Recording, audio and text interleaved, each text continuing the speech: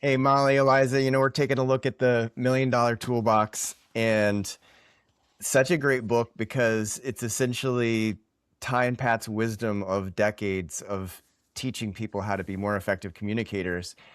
And I love how he kicks the thing off with an anecdote that you could say puts him in a bad light.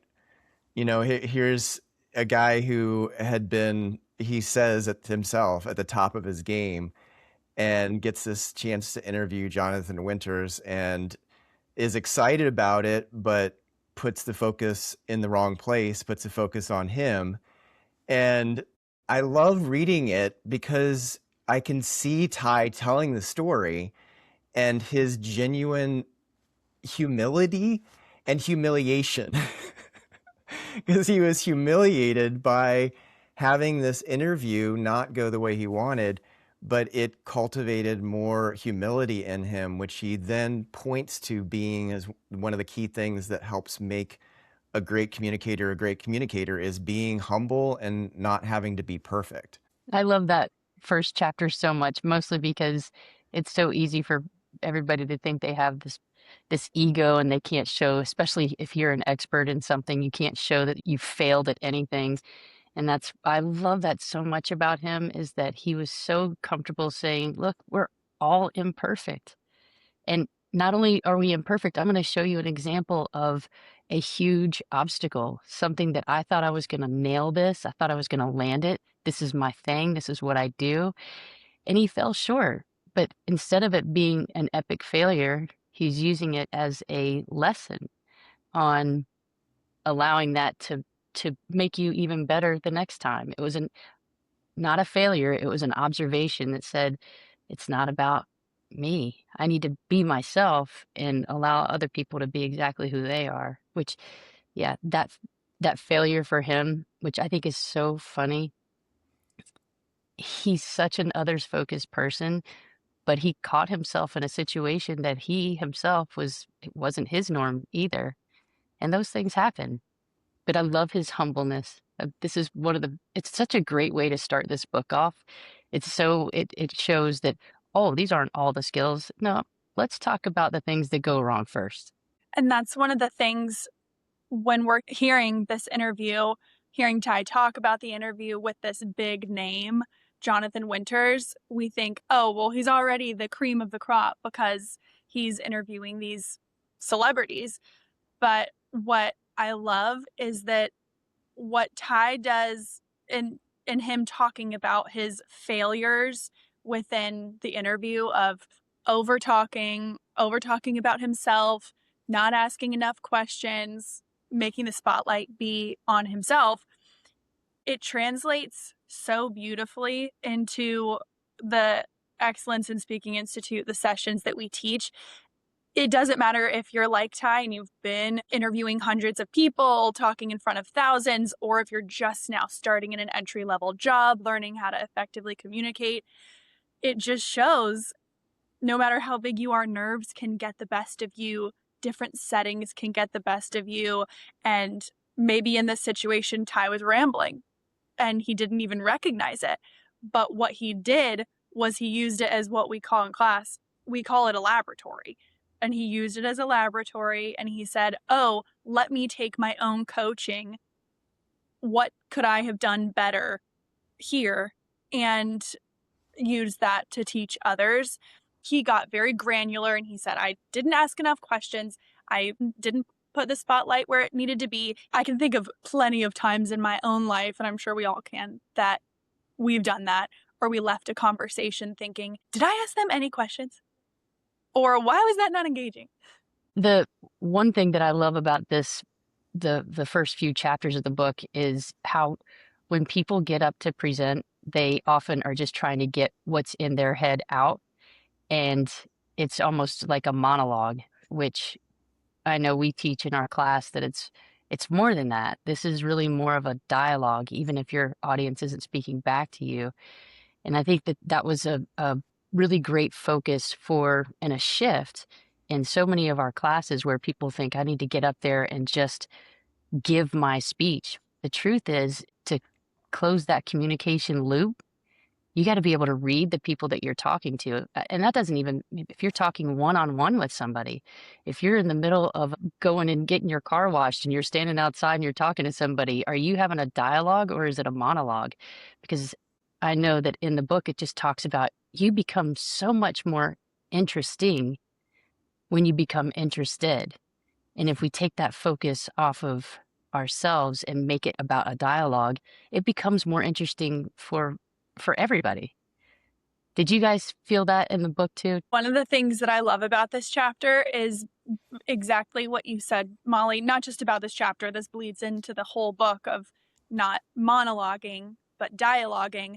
And plain and simple, if you leave a conversation and you feel exhausted, it's easy to say, hey, was this me being spoken at for 10 minutes, or were we having a conversation for 10 minutes? One leaves someone feeling energized and curious. The other monologue will make someone feel exhausted. And I like that Ty sets it as a precedent really early on by saying the difference between monologuing and dialoguing is things like active listening. And we all know those conversations that we've been in where we think we're nailing it, and then conversations or presentations, but we think we're nailing it, and then we see the glaze or the yawns, and whether people are being polite about trying to hide it, you can tell, okay, maybe there needs to be a shift. Am I asking questions? Am I trying to teach them something? Or am I just trying to get everything out of my head that I want to get out? And again, it's that shift that always comes full circle, is this is not about you. This is about who you're speaking to, whether it's one-on-one or in a full presentation. I love this chapter and how it bleeds into finding your more authentic style and all of those different things that Ty talks about. And we all can remember people used to think, oh my gosh, he is so kind. He is so easy to talk to. And it's because he asked so many questions. He was genuinely curious about people. And I think that curiosity that he had really is what people felt was that magic of what made him so special. But it really was just being curious and not just thinking that he has his agenda. It's having the conversation. And that And really helped him to push, even in presentations in front of large audiences. He could pull those things out even during a presentation and find out really what's most important to this group. What matters most to this group? Would you agree? oh yeah, I was just thinking about how the dialoguing versus monologuing, if you're thinking dialoguing, you are present in the moment. And you're just talking about how he's in presentations, bringing in things that have happened. It's because if you are actively listening, if you are genuinely curious about somebody like he was, and you actually want their betterment, then having that dialogue mentality instead of monologue mentality, that's where the connection is built. And that's part of what made him a master communicator, is because he was making genuine connections with people through the dialogue. Wouldn't you agree also in our classes, so often people get up and they feel as though, okay, I just have to do this presentation. I think an overarching objective for everyone, once we get through the first maybe half day, is that people just want to be present while they're speaking. There's usually a vortex of time that nobody knows what space and time feels like, and they black out or whatever that might be. But wouldn't it be nice to be able to be present while you're delivering so that it can become more conversational versus just giving the monologue? I want to double tap on what you just said, Molly. You said make it conversational. And when we hear monologue, we don't need anyone to be around. We can practice a monologue in our car by ourselves driving. With a dialogue, we do need somebody and make it a conversation. So often in real life and in class, people have this angst and this nervous energy, and they think that they have to monologue. But when you make it conversational, that is when truly it takes off so much pressure. And once you experience conversational presentations versus monologuing presentations, you can feel the pressure relief and it feels better. You can get the audience more engaged. Once you see the audience is actively participating and excited, it lights that little spark. And that all has to do with actually using your audience as a tool, using conversation as a tool. But I think speaking on the conversational aspect of presentations is so monumental to what Ty did and Ty does even within the book. The book feels like a conversation. Oh yeah. And think about in our classes, somebody first day of an ESI, they come in, it's 2.5 day experience. And some of the first times out of the gate, they're talking at us and they'll give a 2 or 3 minute presentation that sometimes we're finding out AI has written. And it doesn't feel anything like that person that we've met earlier in the day or that we had a conversation with during lunch. And one of the things I love so much is when we essentially say things like, "Where did you go?" That was talking at us, not with us. And then when they rip off the Band-Aid and say, if I simply think about presentations as having a conversation, it's just that maybe people aren't actually speaking back to me, but I can feel like they are. Their personality comes through. There is connection with the eyes. There are all these little nuances of who that person is that are completely invisible when they're up in their head giving a speech instead of dialoguing, having a conversation. And doesn't it change everything? It turns it from being an us-them scenario to a whole we. We get to experience this. I think everybody in an audience wants to be feeling that way. They want that. They want the dialogue. And they don't want to be spoken at. They want to be spoken with. Now you're seeing so many comedians and artists pulling people up off stage, doing crowd work. It makes it so that every single time you do a presentation, and I'm sure Ty did the same presentation hundreds of times, but he always customized it. He always worked on his delivery to a certain audience, and that's what makes it different. That's what makes it exciting and not this canned feeling. Well, I love in the very beginning chapter that it talks about his perceived epic failure, but then he goes on to interview somebody who is notorious for being a really challenging person to interview. And when he is interviewing that person, I know that Ty was really, really nervous about it. He was really, number one, coming off of a burn, now going into something that he knew was going to be even more challenging. How is he going to be able to remain himself, but also engage this person so that it wouldn't be the same as it always was? And when he was talking to this particular person named Clint Eastwood, he is sitting down and having a conversation. And instead of asking him about the last movie he did, the last directing he did, the last whatever his job was, what he found out was something that they had in common. And in finding out this person, his name was Chunk Simmons, and Chunk Simmons was somebody that Ty knew, and it was also somebody that Clint Eastwood was roommates with in college.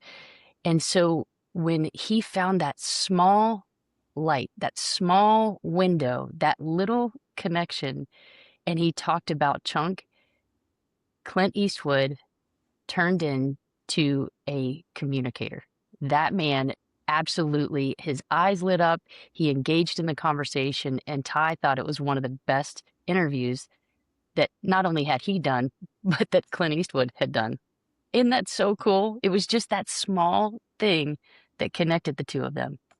And again, that's the whole, when you're talking with one person or a big audience, if it's not about us, it's about the audience. If we take just a little bit of time to figure out, well, what does this audience care about? What is important to them? And then speak to that, bring that in. That's I mean, we talk about this a lot in class. That's entering into their story and not forcing our story on theirs. And that Clint Eastwood interview seemed like it was the epitome of entering into Clint's world, not trying to bring him into Ty's world. This reminds me, the interview with Clint Eastwood and Ty, it reminds me of so many of our participants in class who will say, well, I present to high level C-suite individuals, busy folks who I can imagine it would be so easy to go into those conversations or presentations and think, okay, let me just hammer out the facts, give them what they want, get out of there. But you're never going to get that connection that you really desire unless you get even just 1 ounce more personal. And what Ty did was he did his research beforehand. He got to know a little bit more about the person he was interviewing. He got to know about Clint Eastwood, not just the movies he was in, but about his personal life. And that's something that we can all do within business presentations, within scary conversations, tough conversations, instead of playing it so safe, doing a little bit of that research beforehand. Even if it doesn't land the way you want it to, it still arms you, prepares you in different ways, and takes that person off of this really high pedestal that might get in the way of true connection. Yeah, we say this in class. Even if you're in a room full of experts or people who you perceive as, oh my gosh, they know so much more than I do. Experts know that there's room to get better. And I think that's a lot of what this book is about. It's taking you wherever you are and helping you raise your game. And these little tools and techniques that Ty did religiously, I wouldn't say effortlessly, but religiously, is because he put in the practice and the practice and the practice.